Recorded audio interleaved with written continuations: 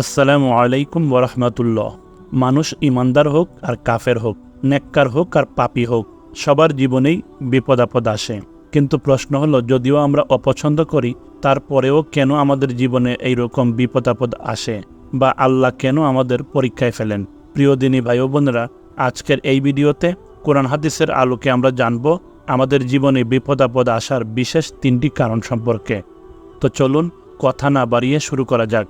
তার আগে বলে নেই, আপনি যদি আমাদের চ্যানেলে নতুন হয়ে থাকেন, তাহলে আমাদের চ্যানেলের পরবর্তী আপডেট ভিডিও সবার আগে পেতে চ্যানেলটি সাবস্ক্রাইব করে পাশের বেল আইকনটি ক্লিক করে রাখুন। বিপদ আপদ আসার প্রথম যে কারণ সেটি হলো 1. মানুষকে পরীক্ষা করা। প্রকৃতপক্ষে কে ইমানদার, কে মুনাফিক, কে সত্যবাদী আর কে মিথ্যাবাদী তা জেনে নেয়া।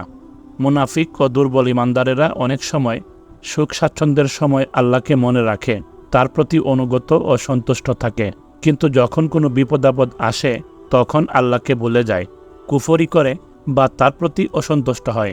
আবার অনেক সময় এর বিপরীত হয়, যখন কোনো বিপদে পড়ে তখন অনেক কাফের মুশরিকও আল্লাহর কাছে মনে প্রাণে দোয়া করতে দেখা যায়, আর যখন আল্লাহ তাকে বিপদ থেকে উদ্ধার করেন তখন আল্লাহকে ভুলে যায়, তার নিয়ামতকে অস্বীকার করে অহংকার প্রদর্শন করে, বলে এ তো আমার প্রাপ্য।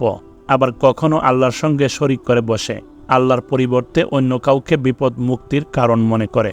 এই বিষয়গুলো পরীক্ষা করার জন্য, অর্থাৎ একনিষ্ঠভাবে কে আল্লাহর প্রতি ঈমান এনেছে তা যাচাই করার জন্য আল্লাহ তার বান্দাদের পরীক্ষা করেন। আল্লাহ বলেন, মানুষ কি মনে করে যে আমরা ঈমান এনেছি বললেই তাদের ছেড়ে দেওয়া হবে আর তাদের পরীক্ষা করা হবে না? আমি অবশ্যই তাদের পূর্বে যারা ছিল তাদেরকে পরীক্ষা করেছি, আর আল্লাহ অবশ্যই জেনে নেবেন কারা সত্যবাদী আর কারা মিথ্যাবাদী। সূরা আনকাবুত আয়াত 2 এবং 3।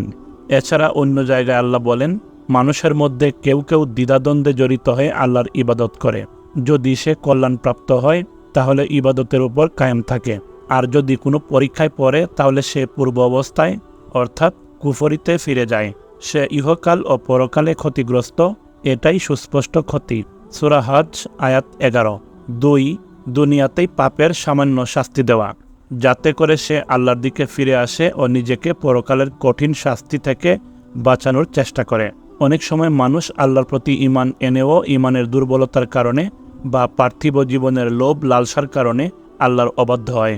আল্লাহ তখন বিপদ আপদ দিয়ে তাকে অসহায় করে দেন, যাতে করে সে আল্লাহর দিকে প্রত্যাবর্তন করে আর পরকালের কথা স্মরণ করে।